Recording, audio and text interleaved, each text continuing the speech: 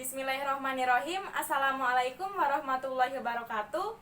Perkenalkan, nama saya Evi Apriani, NPM 1816310808009 dari kelas PBSI 6B, Program Studi S1 Pendidikan Bahasa dan Sastra Indonesia, Fakultas Keguruan dan Ilmu Pendidikan, Universitas Singapura Bangsa Karawang. Pada kesempatan kali ini, saya akan memaparkan video pembelajaran mengenai teks ceramah sebagai tugas akhir mata kuliah retorika yang diampu oleh Ibu Winike Dinar Pratiwi, ST, SPD, MPD. Berikut videonya.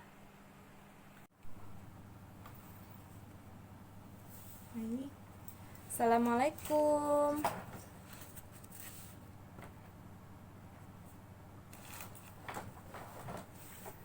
Selamat pagi anak-anak. Bagaimana kabarnya hari ini? Semoga sehat selalu ya. Silakan ketua kelas untuk memimpin doa terlebih dahulu sebelum belajar.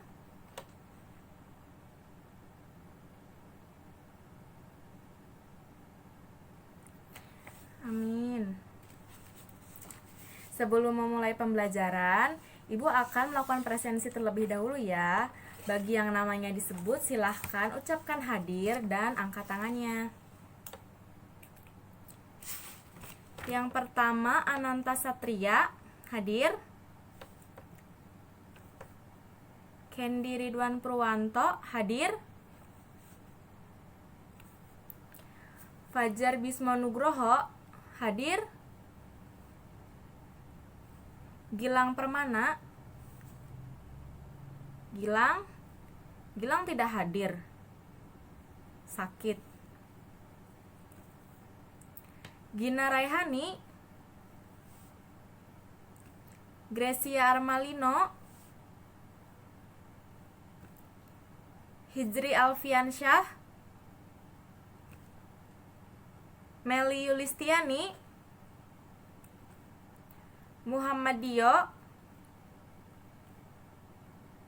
Nia Amelia, Rizka Handayani, Rian Reynaldi, Siti Robiah Adawiyah, Tuti Yulianti, Wanda Ananta. Baik, berarti total 14 orang yang hadir dan 1 orang yang tidak hadir. Gilang Permana sakit. Berarti total siswanya 15 orang ya.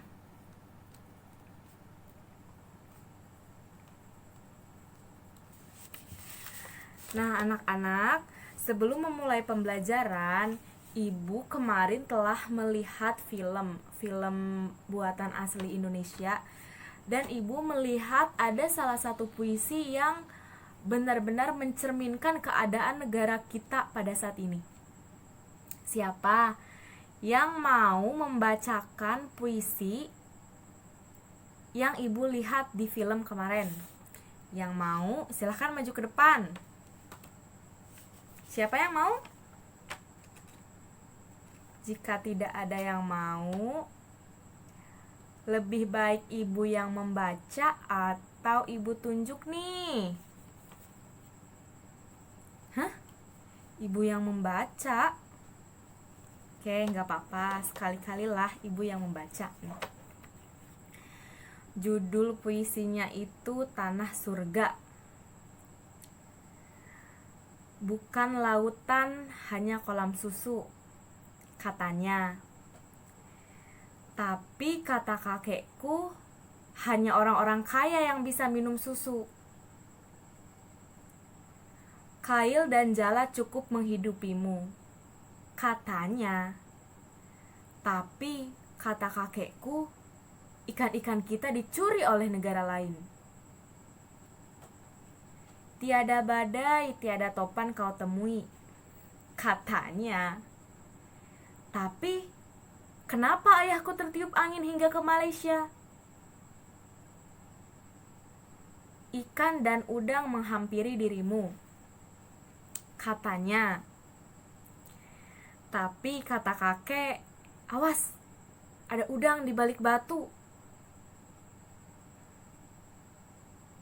Orang bilang tanah kita tanah surga, tongkat kayu dan batu jadi tanaman.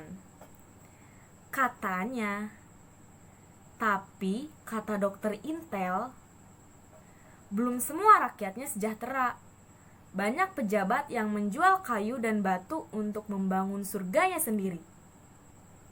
Nah, berdasarkan larik-larik puisi yang ibu bacakan tadi, apa yang dapat kalian maknai? Silakan, ada yang berani berpendapat atau ibu tunjuk saja? Silakan. Ya, silakan Gina.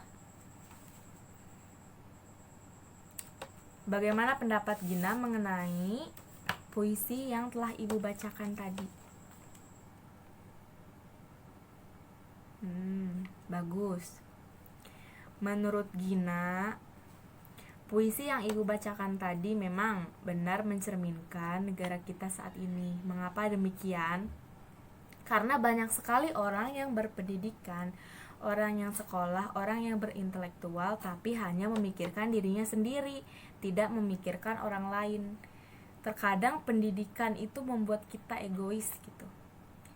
Itu mengapa bisa terjadi demikian, karena pendidikan tidak dibarengi dengan karakter yang sesuai, tidak dibarengi dengan kejujuran ketika bersekolah. Jadi, ibu menekankan kepada anak-anak semua untuk selalu berperilaku jujur. Jujur itu fondasi kita yang utama untuk menjalani kehidupan, baik itu kehidupan dunia maupun kehidupan akhirat. Betul? Ketika kita jujur, kita akan memiliki rasa peka, rasa peduli, rasa kasih sayang terhadap sesama manusia. Pendidikan tidak menjamin kita untuk menjadi sukses. Ibu percaya bahwa manusia itu makhluk yang multiple intelligent, artinya kecerdasan manusia itu berbeda-beda. Misalnya Gracia ini jagonya di matematika, tapi tidak jago di bahasa.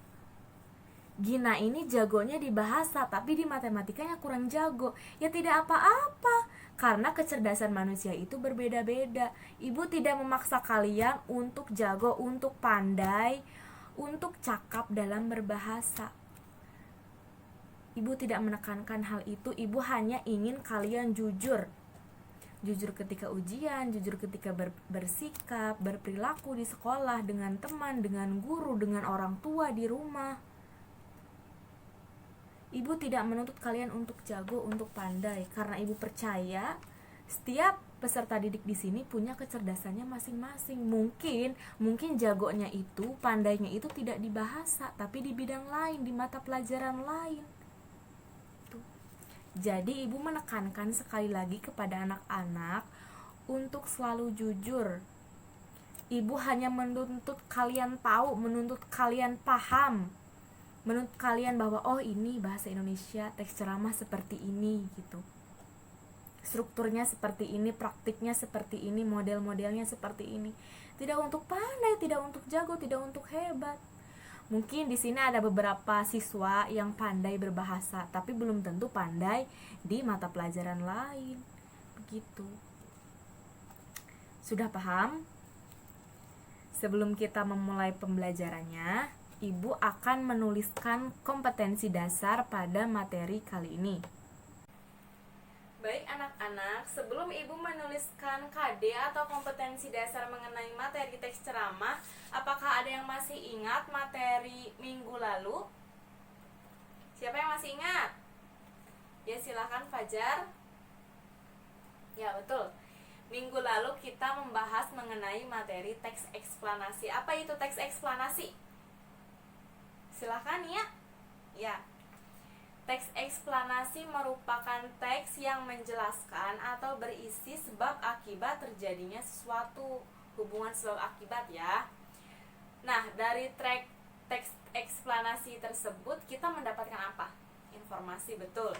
Untuk teks ceramah berisi informasi atau tidak? Ya, berisi kan. Nah, sebelum membahas materi teks ceramah, ibu menuliskan kompetensi dasarnya terlebih dahulu ya.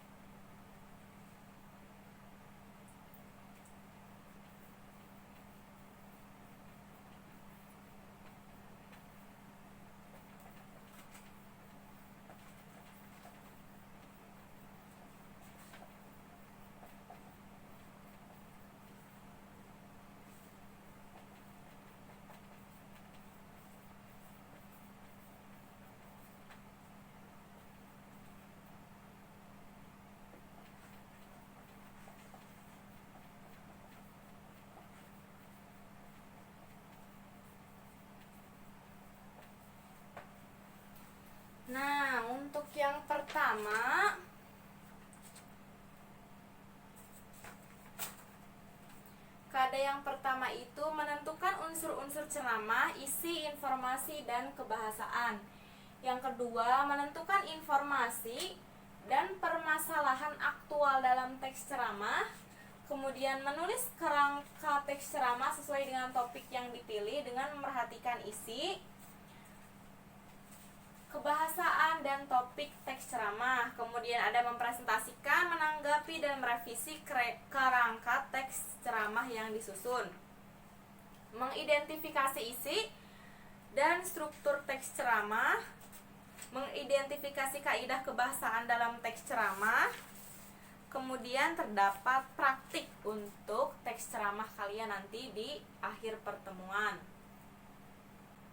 Nah, pada pertemuan kali ini, pertemuan pertama dalam materi teks ceramah, kita akan membahas mengenai kaidah yang pertama, yaitu menentukan unsur-unsur ceramah, isi, informasi, dan kebahasaan. Sebelumnya, kalian bisa lihat dulu gambar 1.1 dalam buku paket bahasa Indonesia halaman 134. Ibu beri waktu 1 menit untuk kalian memahami gambar yang ada. Baik, setelah kalian memahami gambar 1.1 pada buku paket, siapa yang ingin berpendapat mengenai gambar tersebut? Ya, silahkan Fajar. Jadi gambar tersebut itu memuat tentang apa atau sedang apa sih gambar tersebut itu? Ya, gambar 1.1 itu gambar orang yang sedang berbicara di depan banyak orang atau di depan umum, betul? Ya.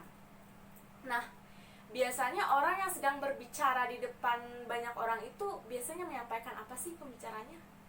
Menyampaikan informasi. Nah, kira-kira orang seperti kita itu bisa tidak untuk berbicara di depan banyak orang untuk menyampaikan informasi? Kemungkinan kecil ya, karena orang-orang yang biasanya menyampaikan informasi di depan orang banyak itu orang yang sudah ahli atau yang sudah biasanya yang memiliki pengetahuan dan wawasan yang luas untuk menyampaikan informasi kepada banyak orang. Jadi, apa itu ceramah? Silakan Gina. Yang menjawab ibu beri nilai plus ya. Ya. Ceramah merupakan kegiatan memberikan informasi atau menyampaikan informasi kepada pendengar atau di depan banyak orang dengan tujuan agar orang tersebut itu terpengaruh atau mengetahui apa yang kita sampaikan. Nah, terdapat beberapa unsur dalam ceramah. Terdapat beberapa unsur dalam ceramah. Unsur yang pertama itu ada apa saja dalam ceramah? Silakan, ada yang ingin menjawab.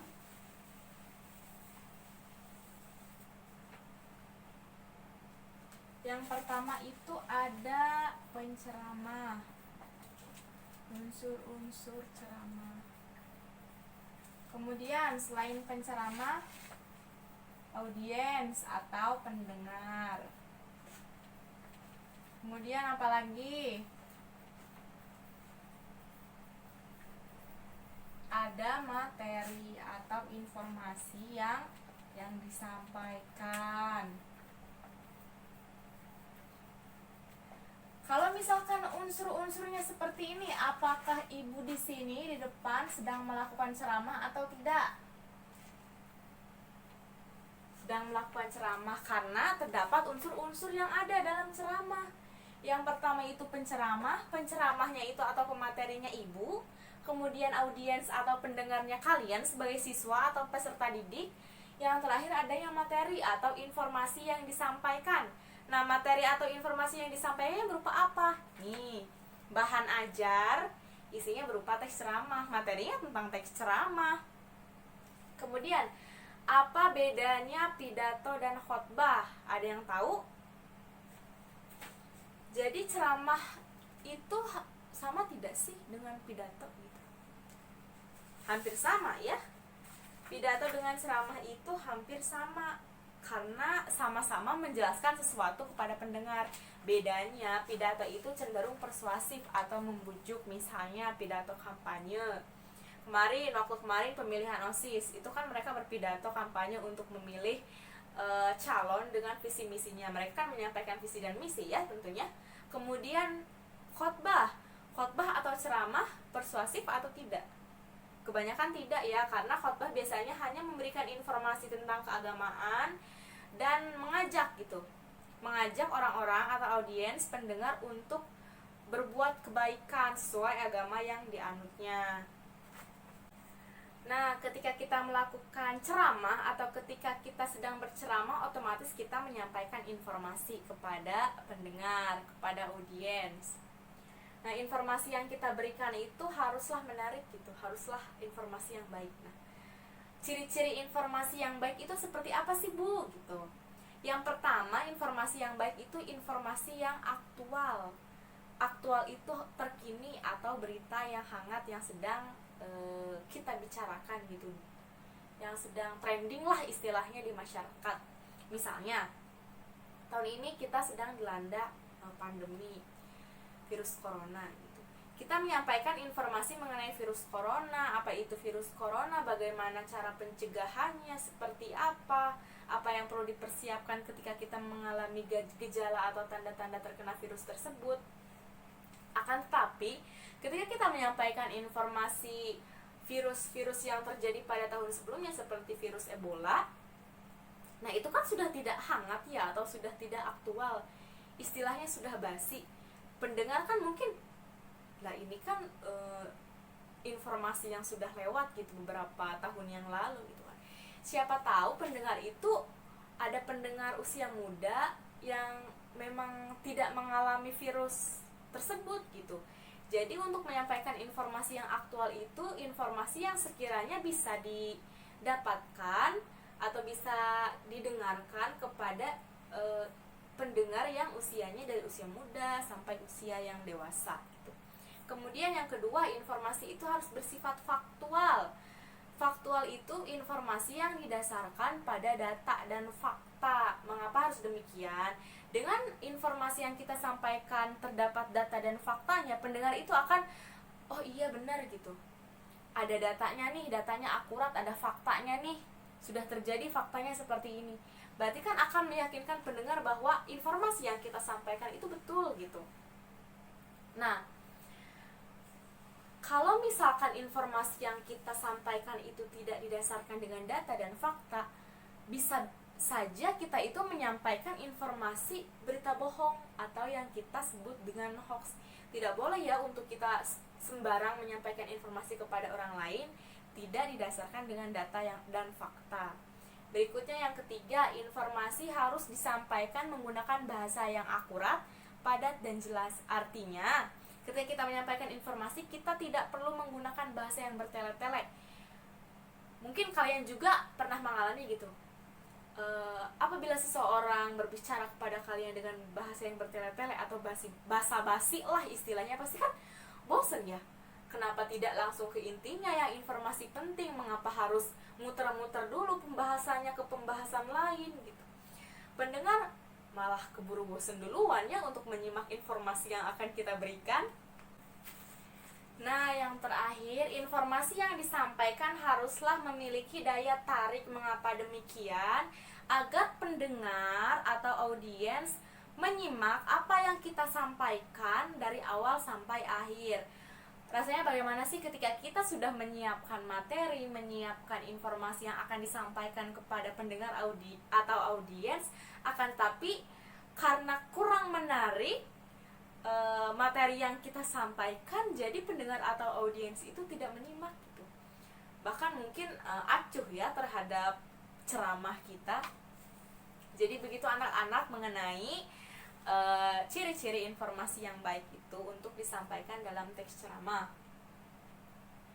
Untuk pertemuan pertama kita cukupkan saja mengenai pengenalan apa itu teks ceramah.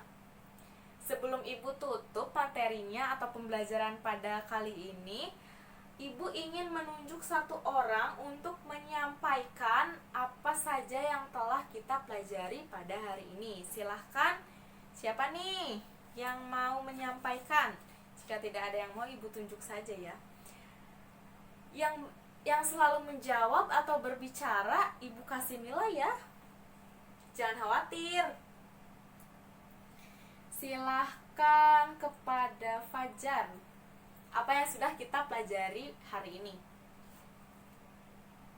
Ya, kita mempelajari mengenai apa itu teks ceramah, pengertian, kemudian unsur-unsur ceramah, kemudian informasi yang baik.